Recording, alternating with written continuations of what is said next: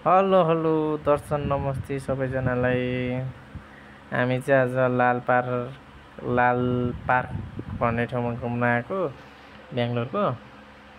अनि 1-1.5 घन्टा भयो र हामी चाहिँ घुमेको। एरिया ठुलो, सबै ठाउँमा जानु घुम्नु अलिकति हिँडेर घुम्नु अलिकति गाह्रै हुने।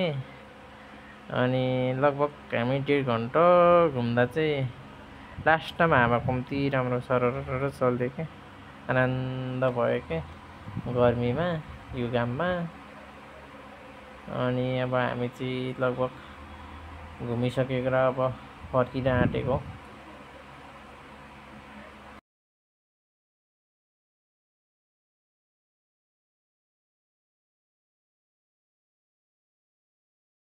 अल्छी लागेर रुममा पनि बस्दा बस्दा अल्छी लाग्यो। अनि मेरो चाहिँ अब ड्युटी कन्फर्म भएको छैन, ड्युटी जोइनै गरेको छैन। अब ड्युटी खोज्दैछु। अब लगभग ड्युटी पनि 3-4 दिनमा अब कन्फर्म हुन्छ होला। ड्युटी जोइन गरेपछि घुम्न पनि पाइँदैन हो, यो गर्मीमा रुममा बस्दा बस्दा।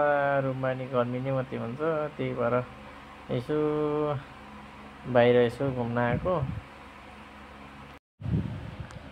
यो चाहिँ बेङ्गलोरमा अस्ति लफडा भयो भन्दै थियो नि त नेपाली र यहाँको मान्छेहरू। नेपालीले एकजना मान्छे यहाँ मारिदियो भन्दै थियो नि त। अनि ग्याङ फाइट भयो भन्दै थियो। यही एरिया हो खास चाहिँ होइन।